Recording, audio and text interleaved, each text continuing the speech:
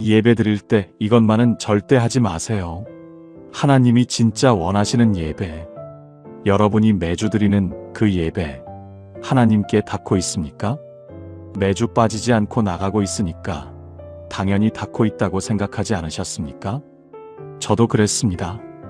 그런데 성경에 하나님이 예배를 거절하신 장면이 있습니다. 열심히 드린 예배를, 정성껏 바친 제사를 하나님이 받지 않으신 적이 있습니다. 여러분, 주일 아침을 한번 떠올려 보시겠습니까? 찬양이 시작됩니다. 입으로는 따라 부르고 있는데 머릿속에는 이번 주에 있었던 일들이 자꾸 떠오릅니다. 며느리한테 들었던 그 말, 남편이 아침에 툭 던진 그 한마디, 병원에서 받은 검사 결과, 내일 만나기로 한 사람과 무슨 이야기를 해야 할지, 찬양을 부르고 있는 건지 생각을 하고 있는 건지 자기도 모르게 흘러가고 있습니다. 설교가 시작됩니다. 듣고 있는데 어느 순간 멍하니 앉아있는 자신을 발견합니다. 무슨 말씀을 하셨는지 놓쳤는데 다시 따라가기가 어렵습니다. 예배가 끝나고 밖에 나오면 누군가 물어봅니다. 오늘 은혜 받으셨어요? 네, 좋았어요. 입에서 나오는 말과 속마음이 다릅니다. 제가 아는 한 권사님도 똑같은 고민을 안고 계셨습니다. 이 권사님은 매일 새벽 기도가 끝나면 자리에 남아서 성경 필사를 하시는 분이었어요. 깨알 같은 글씨로 창세기부터 시작한 필사 노트가 벌써 5권째였습니다. 그런데 어느 날 상담을 요청하셨어요. 앉으시더니 한참을 말씀을 못하셨습니다. 무릎 위에 올려놓은 성경책 모서리를 자꾸 손가락으로 만지고 계셨어요. 겨우 한마디를 꺼내셨습니다. 목사님, 요즘 예배가 예전 같지 않아요. 40년을 예배드린 분이셨습니다. 예전에는 찬양만 불러도 눈물이 났는데 요즘은 아무것도 안 느껴져요. 다른 분들은 은혜 받으셨다 하시는데 저만 그 자리에 있는 것 같아요. 제가 뭘 잘못하고 있는 건지. 말씀을 하시다 멈추셨습니다. 한동안 고개를 숙이고 계셨습니다. 여러분, 저는 그 앞에서 바로 대답을 드리지 못했습니다. 저도 예배를 드린다는 것이 어느새 너무 익숙해져 있었기 때문입니다. 하나님 앞에 나아간다는 그 무게를 저도 잊고 있었습니다. 그날 밤 성경을 다시 펼치게 됐습니다. 그런데 펼치는 순간 손이 멈췄습니다. 페이지를 넘기지 못했습니다. 하나님이 직접 말씀하고 계셨습니다. 너희의 많은 제사가 내게 무엇이냐? 이사야 1장 11절입니다. 하나님이 예배를 드리는 백성에게 직접 이렇게 말씀하신 겁니다. 너희가 내 앞에 보이러 오는 것을 누가 너희에게 요구하였느냐? 예배를 거절하신 겁니다. 열심히 드린 예배를 내게 무엇이냐고 하신 겁니다. 그런데 이 말씀만이 아니었습니다. 가인도 제사를 드렸습니다. 받지 않으셨습니다. 나답과 아비후도 하나님 앞에 나아갔습니다. 그 자리에서 불이 나와 죽었습니다. 사울도 제사를 드렸습니다. 왕위를 빼앗겼습니다. 예배를 안 드린 것이 아닙니다. 드렸는데 거절당한 겁니다. 도대체 뭐가 잘못됐던 걸까요? 그리고 반대로 하나님이 기뻐서 받으신 예배도 있었습니다. 사람들이 비웃는데 온 힘을 다해 춤추며 드린 예배가 있었습니다. 예수님이 직접 이것이 참된 예배라고 말씀하신 장면이 있었습니다. 거절당한 예배와 받으신 예배. 그 차이를 성경이 처음부터 끝까지 보여주고 있었습니다. 오늘 그 차이를 함께 열어보겠습니다. 이것을 알고 나면 이번 주일 예배가 달라질 겁니다. 같은 자리에 앉아도, 같은 찬양을 불러도 전혀 다른 예배를 드리게 될 겁니다. 혹시 지금 이 순간 나도 내 예배를 점검해 보고 싶다는 마음이 드시는 분 계십니까? 그렇다면 댓글에 아멘으로 고백해 주세요. 여러분의 그 고백이 오늘 이 말씀을 붙드는 첫걸음이 될 것입니다. 준비되셨습니까? 지금부터 시작하겠습니다. 첫 번째, 무엇을 드렸느냐? 최상의 것 대에 그냥 가져온 것. 성경에서 가장 처음 등장하는 예배 장면이 어디인지 아십니까? 창세기 4장입니다. 아담과 하와의 두 아들 가인과 아벨. 이 두 사람이 하나님께 제사를 드립니다. 성경 역사상 최초의 예배인 겁니다. 그런데 이 최초의 예배에서 벌써 하나님이 하나는 받으시고 하나는 거절하셨습니다. 창세기 4장 3절에서 5절입니다. 가인은 땅의 소산으로 제물을 삼아 여호와께 드렸고 아벨은 자기도 양의 첫 새끼와 그 기름으로 드렸더니 여호와께서 아벨과 그의 제물은 받으셨으나 가인과 그의 제물은 받지 아니하신지라. 여러분, 여기서 한 가지 놓치기 쉬운 것이 있습니다. 가인도 제사를 드렸다는 겁니다. 가인이 안 드린 것이 아닙니다. 가인도 하나님께 나아갔습니다. 가인도 제물을 준비했습니다. 가인도 예배를 드렸습니다. 그런데 받지 않으셨습니다. 도대체 뭐가 달랐던 걸까요? 여기서 히브리어 원문을 보면 놀라운 차이가 보입니다. 가인이 가져온 것을 성경은 땅의 소산이라고만 적고 있어요. 히브리어로 미나입니다. 미나는 곡식이나 채소를 가져다 놓는 일반적인 예물이라는 뜻이에요. 특별한 수식어가 하나도 없습니다. 그냥 가져온 겁니다. 아벨은 어떻습니까? 성경이 아벨의 제물을 묘사할 때는 표현이 완전히 다릅니다. 양의 첫 새끼와 그 기름. 첫 새끼라는 말, 히브리어로 부코로트입니다. 이것은 맨 처음 태어난 새끼를 말해요. 고대 근동에서 첫 새끼는 가장 귀한 것이었습니다. 앞으로 태어날 모든 양의 시작이기 때문에 첫 새끼를 드린다는 것은 자기가 가진 것 중 가장 귀한 것을 내어놓는다는 뜻이었습니다. 그 기름이라는 표현도 중요합니다. 이것은 가장 살찐 부분, 가장 좋은 부위를 골라서 드렸다는 뜻이에요. 가인은 자기가 가진 것 중에서 아무거나 가져왔습니다. 아벨은 자기가 가진 것 중에서 가장 귀한 것을 골라왔습니다. 하나님은 그 차이를 보신 겁니다. 여러분, 이것이 왜 중요한지 아십니까? 우리 예배도 마찬가지이기 때문입니다. 토요일 밤에 드라마를 보다가 일요일 아침에 겨우 일어나서 예배당에 간 적 없으십니까? 한 주 동안 가장 좋은 에너지는 다른 곳에 다 쓰고 하나님께는 피곤한 몸과 흐릿한 마음을 가져간 적 없으십니까? 남은 시간을 드리는 겁니까? 최선의 시간을 드리는 겁니까? 남은 마음을 드리는 겁니까? 가장 귀한 마음을 드리는 겁니까? 한 주 동안 세상 일에 온 힘을 쏟고 마지막에 남은 것을 하나님께 가져오는 것. 그것이 가인의 예배였습니다. 아벨은 달랐습니다. 가장 먼저, 가장 좋은 것을 하나님께 드린 겁니다.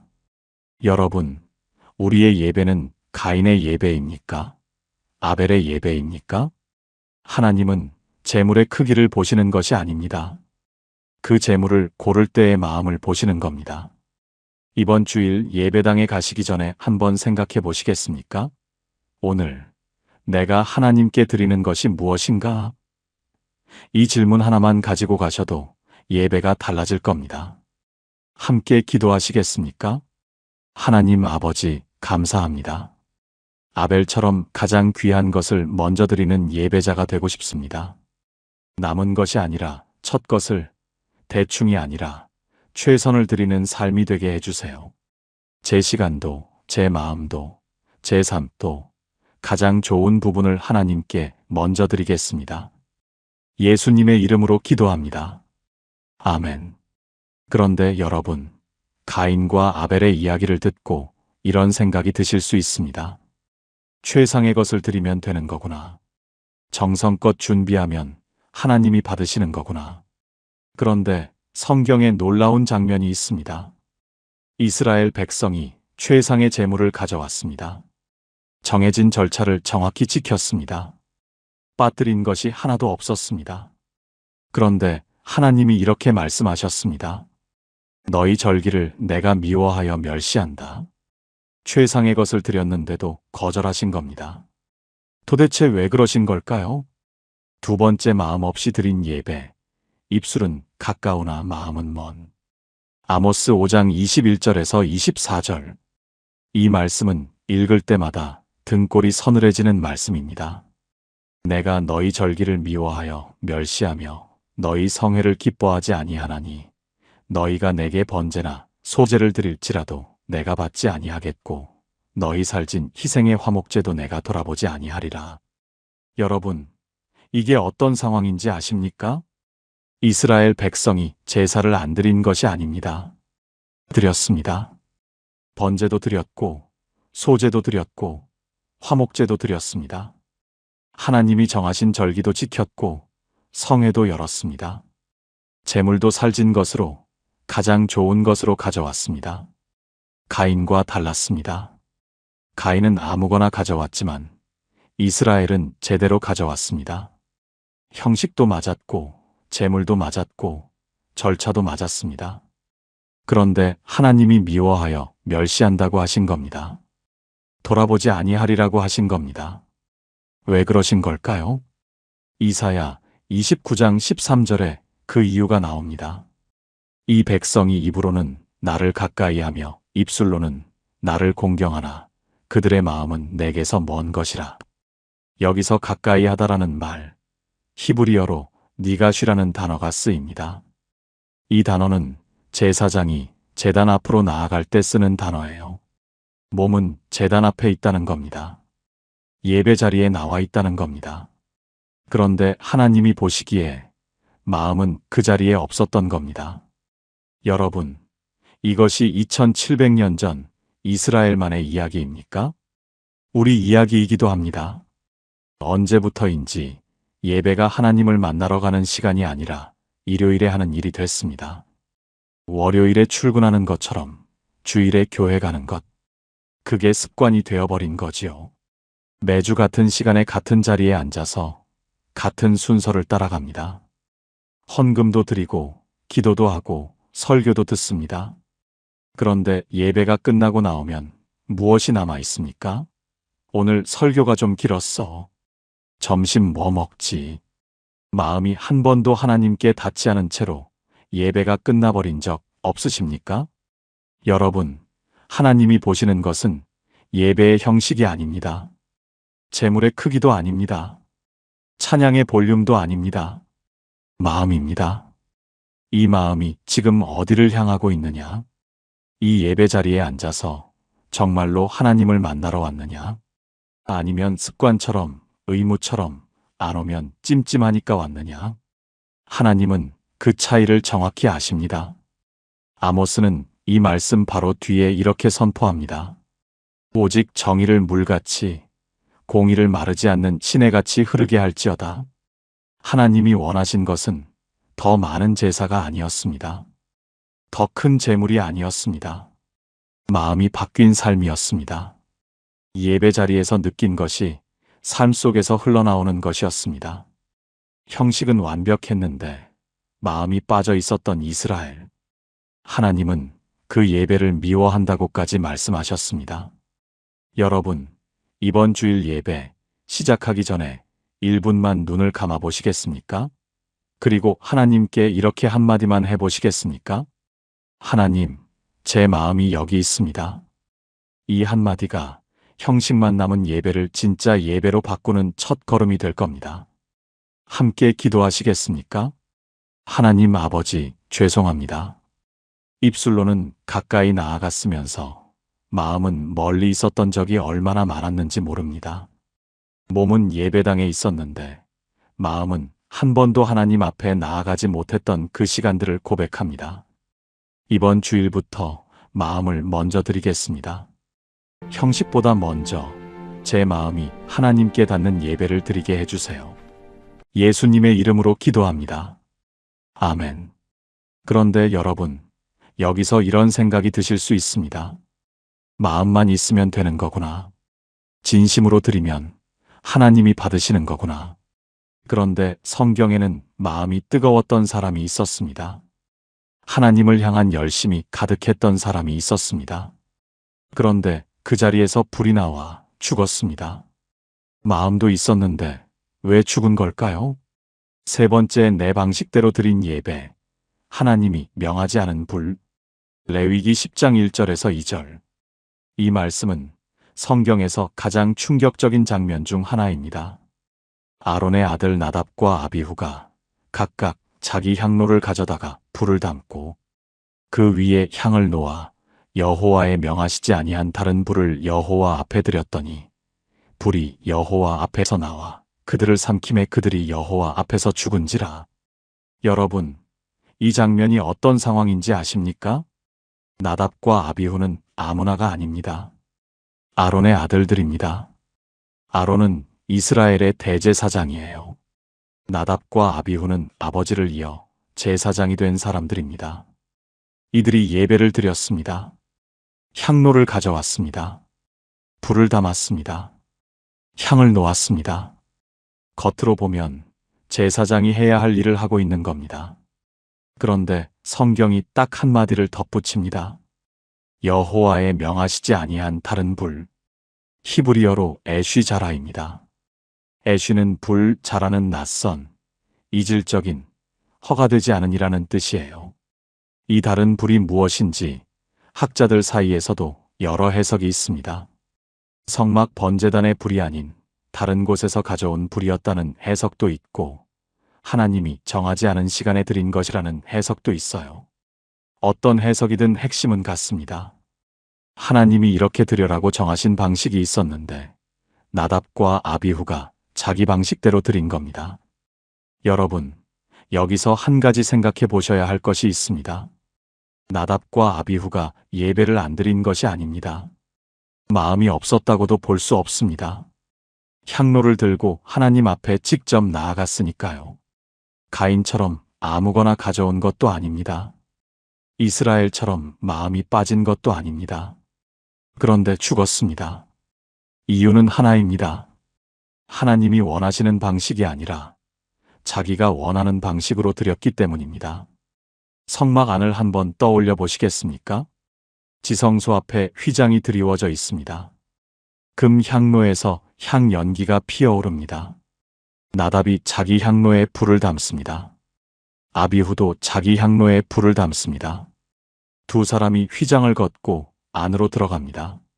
하나님이 정하신 불이 아닌 자기들이 가져온 불을 들고 그 순간 여호와 앞에서 불이 나왔습니다. 향로를 든 손이 멈출 틈도 없었습니다. 불이 두 사람을 삼켰습니다. 하나님 앞에서 그 자리에서 죽었습니다. 여러분, 이것이 무엇을 말하는지 아십니까? 하나님은 아무렇게나 나에게 나아오지 말라고 말씀하시는 겁니다. 내 열심이 아니라, 내 방식이 아니라 하나님이 원하시는 방식대로 나아오라는 겁니다. 우리 예배에도 이런 모습이 있지 않습니까? 하나님이 원하시는 예배가 무엇인지 찾기보다 내가 편한 방식으로 드리는 것. 나는 이렇게 하면 은혜가 돼 하면서 자기 스타일대로 드리는 것. 찬양이 내 취향이 아니면 마음을 닫아버리는 것. 설교가 내 기대와 다르면 은혜가 안 된다고 느끼는 것. 그것이 애쉬자라, 내 방식의 불을 가져오는 것이 아닐까요? 예배는 내가 편한 대로 드리는 것이 아닙니다. 하나님이 원하시는 대로 드리는 것입니다. 그 차이를 나답과 아비후는 목숨으로 보여준 겁니다. 여러분, 이번 주 예배 전에 이 기도를 한번 해보시겠습니까? 하나님, 제 방식이 아니라 원하시는 방식대로 드리게 해주세요. 함께 기도하시겠습니까? 하나님 아버지, 고백합니다. 제가 원하는 방식, 제가 편한 방식으로 예배를 드려왔던 적이 있습니다. 나답과 아비후처럼 제 불을 들고 하나님 앞에 나아갔던 그 교만을 내려놓겠습니다. 하나님이 기뻐하시는 방식으로, 하나님이 원하시는 모습으로 나아가게 해주세요. 예수님의 이름으로 기도합니다. 아멘. 제가 아는 한 집사님이 이런 고백을 하신 적이 있습니다. 이 집사님은 기도를 참 열심히 하시는 분이었어요. 새벽 기도 때마다 가장 먼저 오셔서 가장 오래 기도하시는 분이었습니다. 그런데 어느 날 조심스럽게 말씀하셨어요. 목사님, 기도를 하면 할수록 마음이 더 무거워져요. 뭔가 빠진 것 같은데 그게 뭔지 모르겠어요. 한참을 여쭤보니 이 집사님의 기도에는 늘 같은 패턴이 있었습니다. 하나님, 이것 해주세요. 저것 해주세요. 이것도 필요합니다. 기도를 열심히 하셨는데 그 기도가 전부 자기가 원하는 것을 요청하는 기도였던 겁니다. 하나님이 뭘 원하시는지는 한 번도 여쭤본 적이 없으셨던 거예요. 열심은 있었습니다. 성실함도 있었습니다. 그런데 방향이 자기 쪽을 향해 있었던 겁니다. 나답과 아비후의 다른 불이 바로 이런 것이 아닐까요? 열심은 있는데 그 열심이 하나님의 방식이 아니라 나의 방식인 것.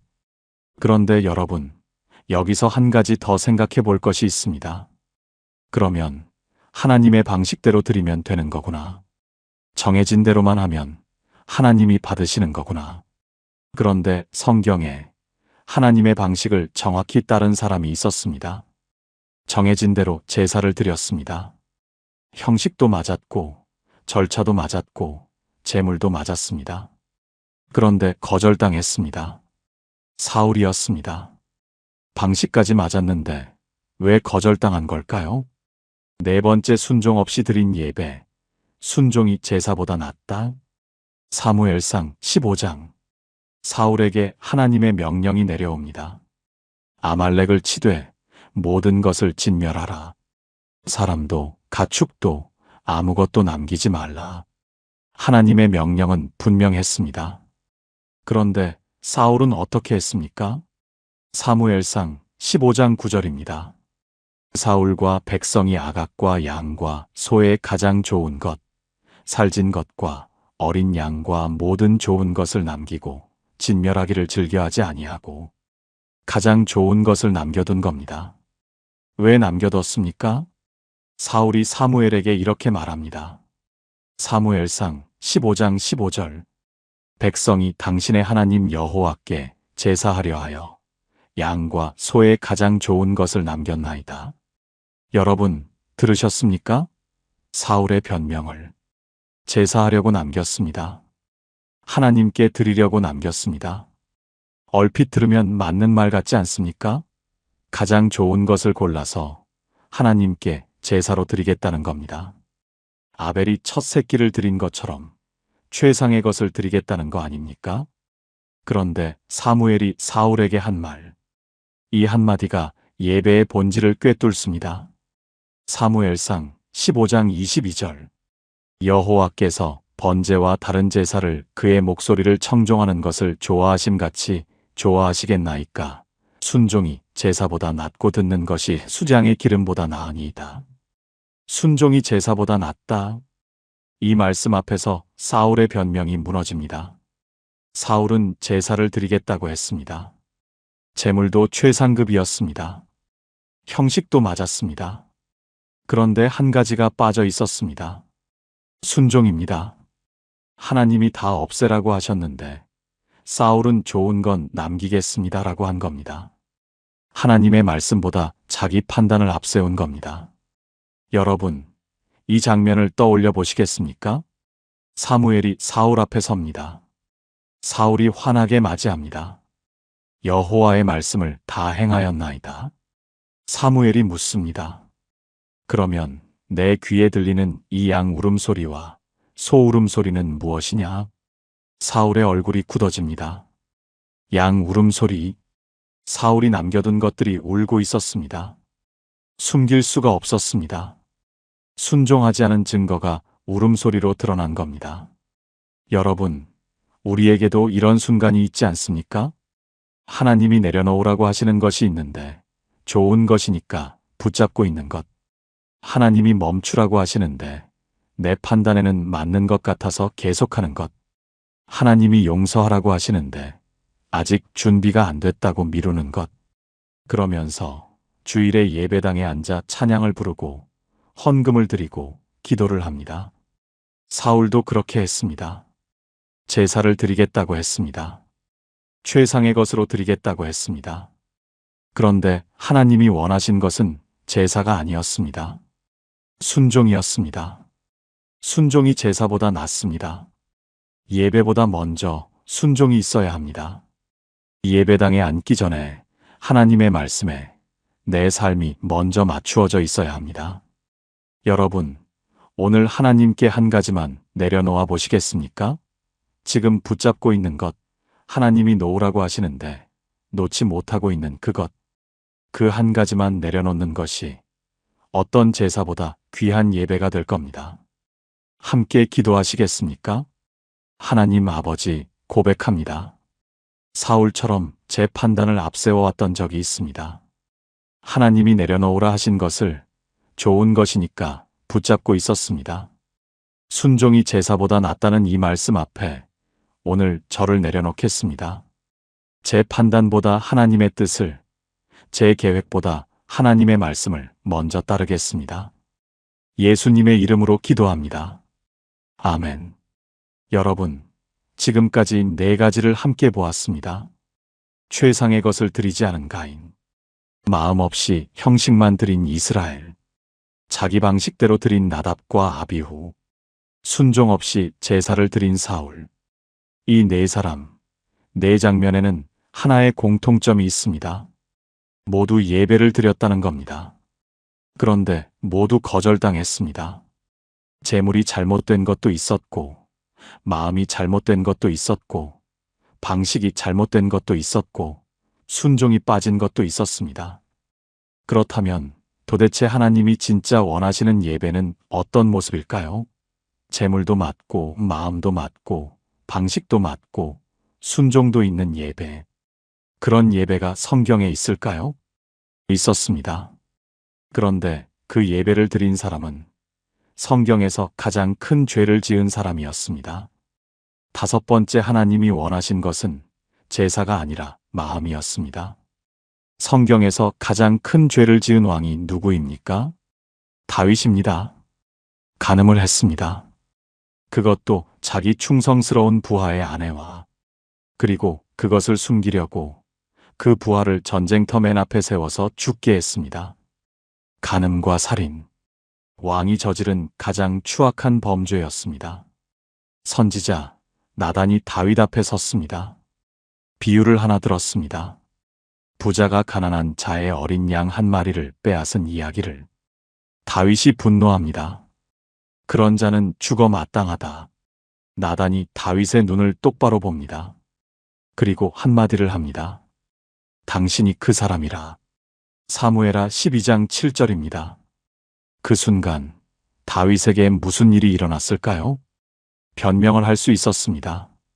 왕의 권위로 나단을 내쫓을 수도 있었습니다. 사울이라면 그렇게 했을 겁니다. 그런데 다윗은 달랐습니다. 사무엘하 12장 13절. 내가 여호와께 죄를 범하였노라.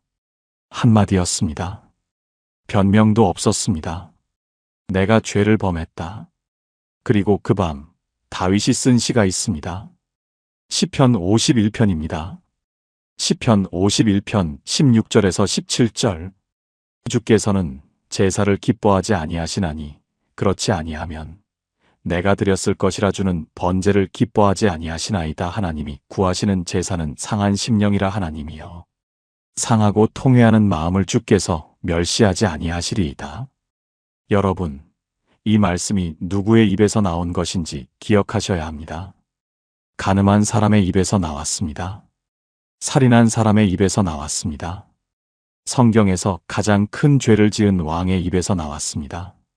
그런데 하나님이 이 고백을 받으셨습니다. 가인의 제사는 거절하셨습니다.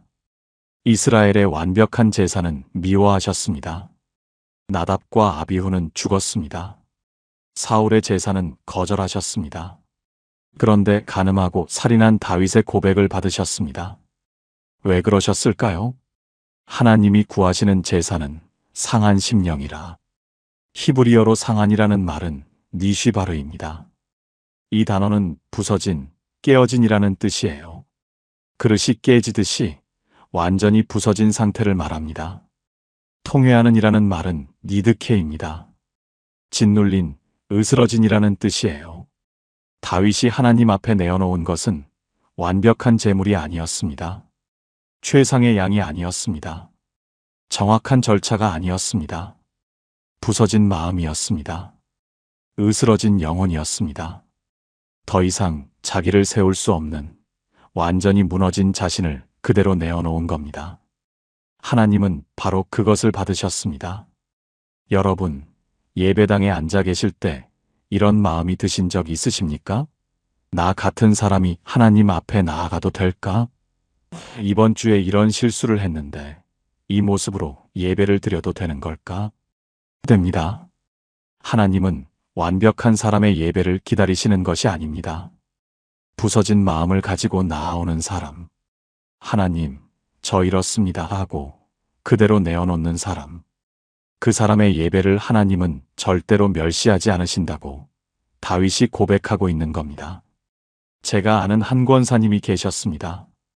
이 권사님은 남편분과 오랫동안 사이가 좋지 않으셨어요. 교회에서는 늘 웃는 얼굴이셨는데 집에서는 말이 없으셨습니다. 어느 날 이 권사님이 상담을 요청하셨어요. 한참을 앉아 계시다가 겨우 한마디를 꺼내셨습니다. 목사님, 저 예배드릴 자격이 있는 건지 모르겠어요.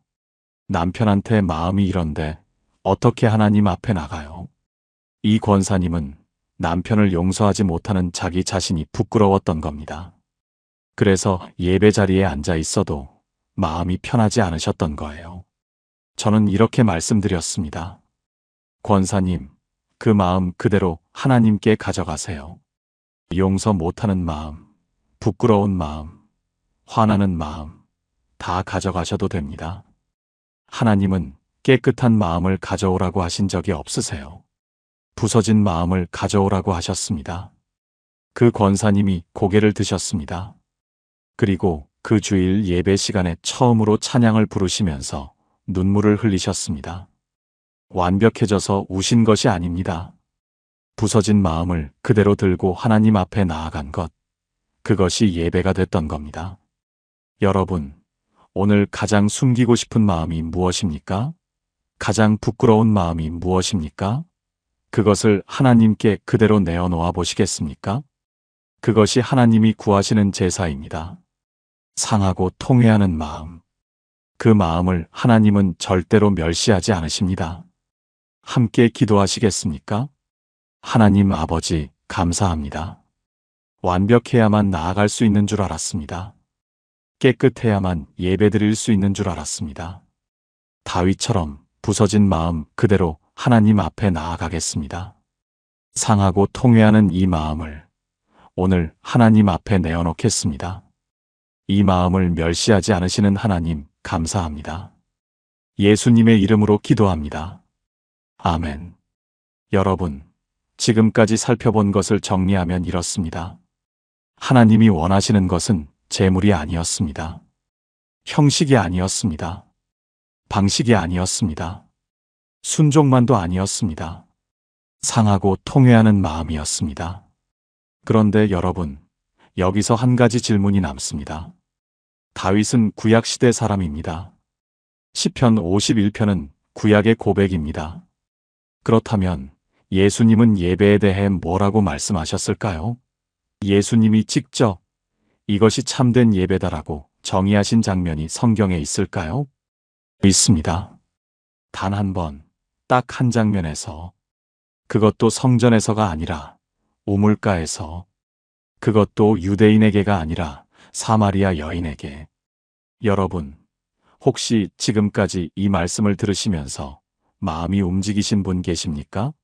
나도 내 예배를 돌아보게 됐다는 분, 하나님이 뭘 원하시는지 더 알고 싶다는 분. 그렇다면 댓글에 주님, 제 예배를 새롭게 해주세요라고 고백해주세요. 여러분의 그 고백을 하나님이 듣고 계십니다. 6번째 신령과 진리로 예수님이 직접 정의하신 예배. 여러분, 예수님이 예배에 대해 직접 말씀하신 장면이 성경에 몇 번이나 나오는지 아십니까? 놀랍게도 딱 한 번입니다. 그것도 예루살렘 성전에서가 아닙니다.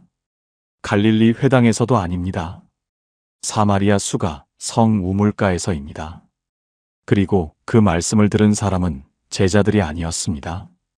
바리새인도 아니었습니다. 유대인도 아니었습니다.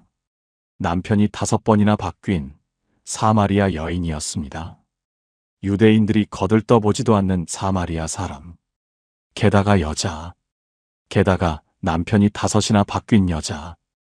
한낮에 혼자 물 기르러 나온 여자. 왜 한낮에 혼자 나왔겠습니까?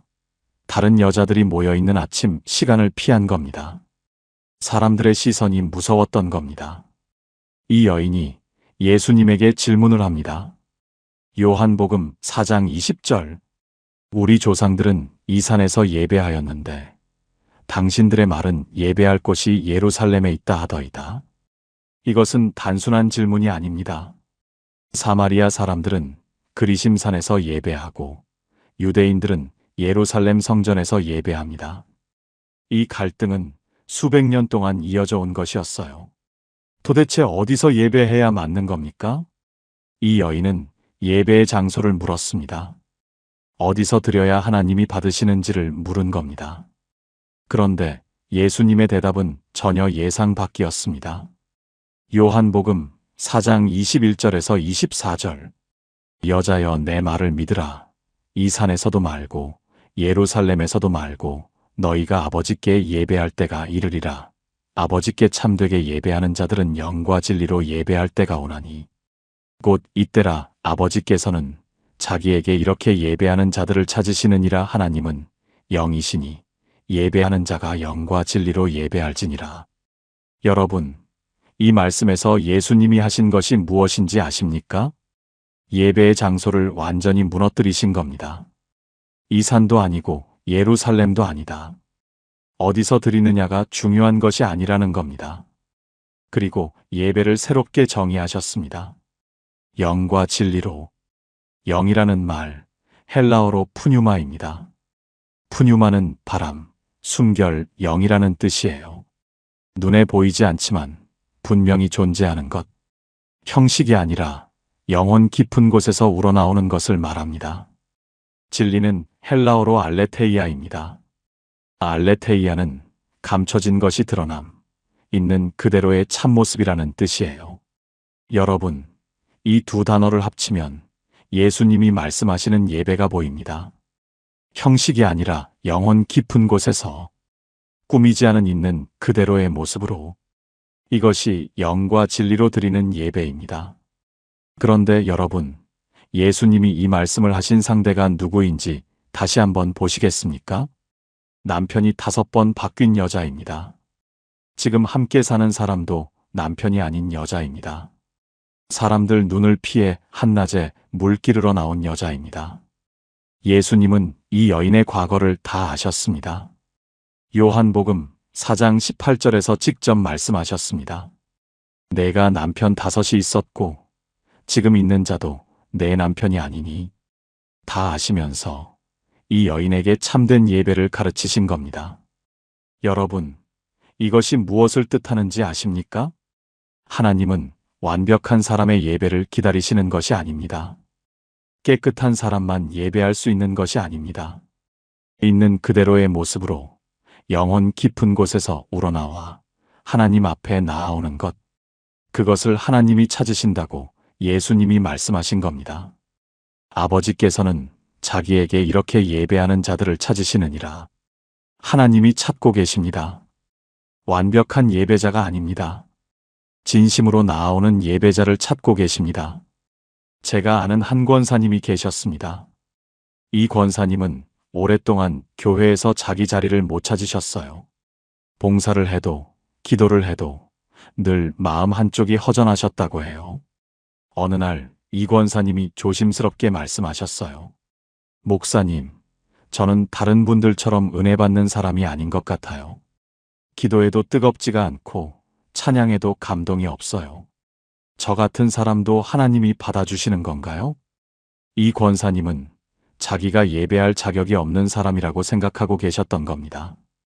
다른 사람들은 은혜 받고, 다른 사람들은 눈물 흘리고, 다른 사람들은 뜨겁게 기도하는데 나는 아무것도 못 느낀다고. 저는 이렇게 말씀드렸습니다. 권사님, 하나님이 찾으시는 예배자가 어떤 사람인지 아십니까? 뜨거운 사람이 아닙니다. 감동받는 사람이 아닙니다. 진심으로 나아오는 사람입니다. 지금 이렇게 고민하시는 것 자체가 하나님 앞에 진심으로 나아가고 싶다는 뜻 아닙니까? 그 권사님이 한동안 아무 말씀이 없으셨어요. 그리고 고개를 끄덕이시더니 작은 목소리로 말씀하셨습니다. 그러면 이대로 가도 되는 거지요? 됩니다. 이대로 가셔도 됩니다. 사마리아 여인도 이대로 갔습니다. 남편이 5번 바뀐 그 모습 그대로 예수님은 그 여인에게 참된 예배를 알려주셨습니다. 여러분, 이번 주 예배 때 이 기도를 한번 해보시겠습니까?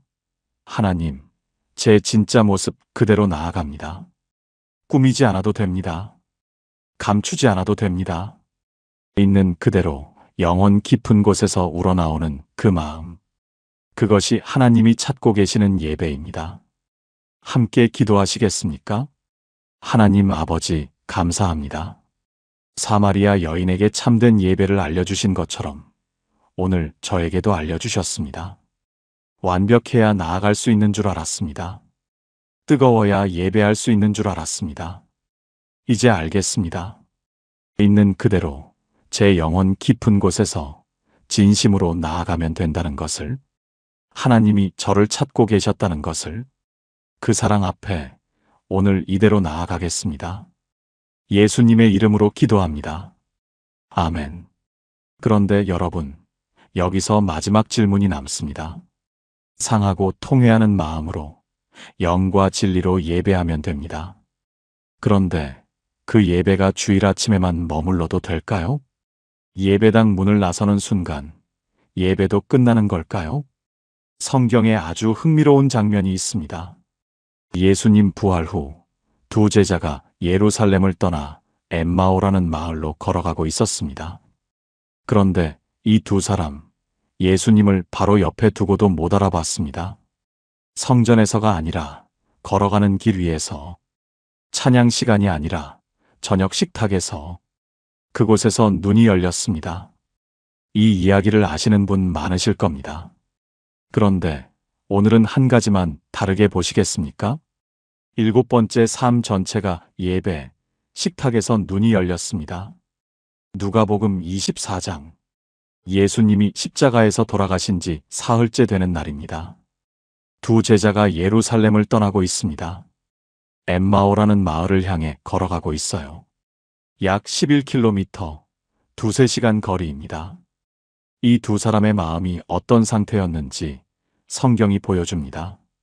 누가복음 24장 17절. 그들이 슬픈 빛을 띠고 서더라.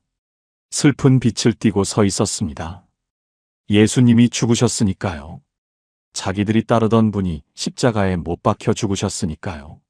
모든 것이 끝났다고 생각한 겁니다. 그런데 이 두 사람 옆에 한 사람이 다가옵니다. 함께 걸으면서 이야기를 나눕니다. 그 사람이 예수님이셨습니다. 그런데 놀라운 것이 있습니다. 누가복음 24장 16절. 그들의 눈이 가려져서 그인 줄 알아보지 못하거늘. 못 알아봤습니다. 바로 옆에서 함께 걷고 함께 이야기하고 있는데 예수님인 줄 몰랐습니다. 여러분, 왜 못 알아봤을까요? 눈이 가려졌다는 표현, 헬라어로 에크라투토라는 단어가 쓰입니다. 이 단어는 외부에서 붙잡혀 있다는 뜻이에요. 자기 의지로 못 본 것이 아니라 눈이 붙잡혀 있었던 겁니다. 하나님이 일부러 눈을 가리셨습니다. 왜 그러셨을까요? 눈으로 보고 알아보는 것이 아니라 마음으로 만나게 하시려고, 예수님의 얼굴을 알아보는 것이 아니라 말씀 안에서 만나게 하시려고. 예수님이 이 두 제자에게 무엇을 하셨는지 아십니까? 누가복음 24장 27절. 모세와 모든 선지자의 글로 시작하여 모든 성경에 쓴 바 자기에 관한 것을 자세히 설명하시니라. 함께 걸으면서 성경을 풀어주신 겁니다. 모세오경부터 선지서까지 자기에 관한 것을 풀어주셨습니다. 2~3시간 동안 걸어가는 길 위에서 말씀을 나누신 겁니다. 그리고 엠마오에 도착합니다. 저녁때가 됐습니다. 제자들이 이 낯선 사람을 식사에 초대합니다. 누가복음 24장 30절. 그들과 함께 음식 잡수실 때에 떡을 가지사 축사하시고 떼어 그들에게 주시니 떡을 드셨습니다. 축사하셨습니다. 떼어서 주셨습니다. 그 순간입니다. 누가복음 24장 31절. 그들의 눈이 밝아져 그인 줄 알아보더니 예수는 그들에게 보이지 아니하시는지라. 식탁에서였습니다. 성전이 아니었습니다. 예배당이 아니었습니다. 특별한 의식이 아니었습니다. 저녁 식사 자리에서 떡을 떼시는 그 평범한 순간에 눈이 열린 겁니다. 그런데 여러분, 여기서 정말 놀라운 것은 그 다음입니다. 눈이 열리는 순간 예수님이 사라지셨습니다. 보이지 않으셨습니다. 그런데 두 제자가 서로에게 한 말. 이 한마디가 오늘 말씀의 전부입니다. 누가복음 24장 32절. 길에서 우리에게 말씀하시고 우리에게 성경을 풀어주실 때에 우리 속에서 마음이 뜨겁지 아니하더냐? 마음이 뜨겁지 아니하더냐? 여러분, 이 말이 언제 나온 것인지 주목해 주시겠습니까? 예수님이 말씀을 풀어주실 때는 몰랐습니다. 함께 걸을 때는 몰랐습니다. 눈이 열린 그 순간에야 비로소 그때 마음이 뜨거웠구나 하고 깨달은 겁니다. 예수님이 떠나시고 나서야 돌아보니 마음이 뜨거웠다는 것을 알게 된 겁니다. 여러분, 우리도 그렇지 않습니까? 예배당에 앉아 있을 때는 모릅니다. 설교를 들을 때는 아무 느낌이 없었는데 돌아가는 길에 문득 한 구절이 마음에 걸립니다. 월요일 아침에 부엌에서 밥을 짓다가 어제 들었던 말씀이 떠오릅니다. 화요일에 남편과 말다툼을 하다가 문득 하나님이 보고 계시겠구나 하는 마음이 스칩니다. 수요일에 병원 대기실에 앉아 있는데 하나님, 맡기겠습니다 하는 기도가 나옵니다. 그 순간이 예배입니다. 엠마오 제자들이 예수님을 만난 곳은 성전이 아니었습니다. 걸어가는 길 위였고 저녁 식탁이었습니다. 마음이 뜨거웠다는 것을 깨달은 것은 예배 시간이 아니었습니다. 예수님이 떠나신 뒤 일상으로 돌아간 그 자리에서였습니다. 여러분, 로마서 12장 1절을 아시지요? 너희 몸을 하나님이 기뻐하시는 거룩한 산 제사로 드리라. 이는 너희가 드릴 영적 예배니라. 산제사, 죽은 양을 제단에 올리는 것이 아닙니다. 살아있는 나를, 나의 하루를, 나의 삶을 하나님께 드리는 것입니다. 예배는 주일 아침 1시간이 아닙니다. 찬양 부르는 15분이 아닙니다. 설교 듣는 30분이 아닙니다. 삶 전체가 예배입니다. 월요일 아침에 부엌에서 식사를 준비하면서 하나님, 감사합니다 한마디 하는 것. 화요일에 남편과 다투고 나서 먼저 미안해라고 말하는 것. 수요일에 손주를 돌보면서 하나님, 이 아이를 맡기겠습니다 기도하는 것. 목요일에 병원에서 검사 결과를 기다리면서 하나님, 주님 뜻대로 하옵소서 하는 것. 그 모든 순간이 예배입니다. 엠마오 제자들이 식탁에서 눈이 열렸던 것처럼 여러분의 부엌에서, 병원에서, 거리에서 하나님을 만나는 순간이 올 겁니다. 여러분, 내일 아침 눈을 떠보시겠습니까? 그리고 하루를 시작하면서 이 한마디를 해보시겠습니까? 하나님, 오늘 하루가 예배입니다. 이 한마디가 주일의 예배를 월요일의 삶으로, 화요일의 삶으로, 한 주 전체로 이어주게 될 겁니다. 함께 기도하시겠습니까? 하나님 아버지, 감사합니다. 엠마오 제자들이 길 위에서 마음이 뜨거워졌던 것처럼 저의 일상 속에서도 하나님을 만나게 해주세요. 예배당 안에서만이 아니라 부엌에서도, 병원에서도, 걸어가는 길 위에서도 하나님 앞에 서는 삶을 살게 해주세요. 제 하루 전체를 산 제사로 드리겠습니다. 오늘 하루가 예배가 되게 해주세요. 예수님의 이름으로 기도합니다. 아멘. 통합 기도문. 여러분, 지금까지 7가지를 함께 보았습니다. 이제 오늘 나눈 모든 말씀을 하나로 모아 함께 기도하겠습니다. 하나님 아버지, 감사합니다. 오늘 저희의 예배를 돌아보게 해주셨습니다.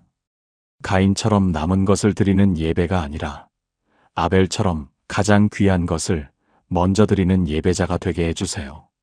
이스라엘처럼 입술은 가까우나 마음은 먼 예배가 아니라 마음이 먼저 하나님께 닿는 예배를 드리게 해주세요. 나답과 아비후처럼 제 방식대로 드리는 예배가 아니라 하나님이 원하시는 방식으로 나아가게 해주세요. 사울처럼 순종 없이 드리는 제사가 아니라 순종이 먼저인 삶을 살게 해주세요. 다윗처럼 부서진 마음 그대로 하나님 앞에 나아가겠습니다. 상하고 통회하는 이 마음을 하나님이 멸시하지 않으심을 믿습니다. 사마리아 여인이 배운 것처럼 영과 진리로 있는 그대로의 모습으로 예배하겠습니다. 하나님이 저를 찾고 계셨다는 그 사실에 감사드립니다. 엠마오 제자들의 마음이 뜨거워졌던 것처럼 저의 일상 속에서도 하나님을 만나게 해주세요. 주일 1시간이 아니라 삶 전체가 예배가 되게 해주세요. 부엌에서도 병원에서도 걸어가는 길 위에서도 하나님 앞에 서는 삶을 살겠습니다. 저의 몸을, 저의 하루를, 저의 삶 전체를 하나님이 기뻐하시는 거룩한 산 제사로 드립니다. 이것이 저희가 드릴 영적 예배임을 고백합니다. 예수님의 이름으로 기도합니다. 아멘. 마무리. 여러분, 오늘 도입부에서 한 권사님의 이야기를 나누었습니다. 목사님, 요즘 예배가 예전 같지 않아요. 예전에는 찬양만 불러도 눈물이 났는데 요즘은 아무것도 안 느껴져요. 그 권사님의 마음이 오늘 이 말씀을 들으시는 여러분의 마음이기도 하셨을 겁니다. 오늘 우리는 함께 보았습니다. 하나님이 거절하신 예배가 있었습니다. 아무거나 가져온 가인의 예배, 형식만 완벽했던 이스라엘의 예배, 자기 방식대로 드린 나답과 아비후의 예배, 순종 없이 드린 사울의 예배, 그리고 하나님이 받으신 예배도 있었습니다. 부서진 마음 그대로 나아간 다윗의 예배, 있는 그대로 영과 진리로 나아온 사마리아 여인의 예배, 식탁에서 눈이 열리고 마음이 뜨거워진 엠마오 제자들의 예배. 그 차이는 재물이 아니었습니다. 형식이 아니었습니다. 장소가 아니었습니다. 마음이었습니다. 진심이었습니다. 삶이었습니다. 여러분, 이번 주일 예배가 달라질 겁니다. 같은 자리에 앉으셔도 됩니다. 같은 찬양을 부르셔도 됩니다. 달라지는 것은 하나입니다. 하나님, 제 마음이 여기 있습니다. 이 한마디를 가지고 나아가 보시겠습니까? 그리고 예배당 문을 나서는 순간 예배가 끝나는 것이 아닙니다. 월요일 부엌에서, 화요일 병원에서, 수요일 걸어가는 길 위에서 엠마오 제자들처럼 문득 마음이 뜨거워지는 순간이 올 겁니다. 그 순간이 삶으로 드리는 예배입니다. 그것이 하나님이 진짜 원하시는 예배입니다. 오늘 이 말씀이 마음에 닿으신 분, 가장 와닿은 말씀이 있으셨던 분, 댓글에 그 말씀을 한 줄로 남겨주시겠습니까? 순종이 제사보다 낫다는 말씀이 와닿으신 분도 계실 거고, 상하고 통회하는 마음을 멸시하지 않으신다는 말씀이 와닿으신 분도 계실 겁니다. 무엇이든 좋습니다. 여러분의 그 고백을 하나님이 듣고 계십니다. 그리고 이 영상이 도움이 되셨다면 지금 이 말씀이 필요한 분들에게 공유해 주세요. 여러분의 작은 나눔 하나가 누군가에게는 생명의 말씀이 될 수 있습니다. 여러분의 예배가 새로워지기를 축복합니다. 여러분의 주일이 달라지기를 축복합니다. 여러분의 월요일이, 화요일이 한 주 전체가 하나님 앞에 서는 예배가 되기를 축복합니다. 하나님이 여러분을 찾고 계십니다. 영과 진리로 예배하는 자를 찾고 계십니다. 그 예배자가 바로 여러분입니다.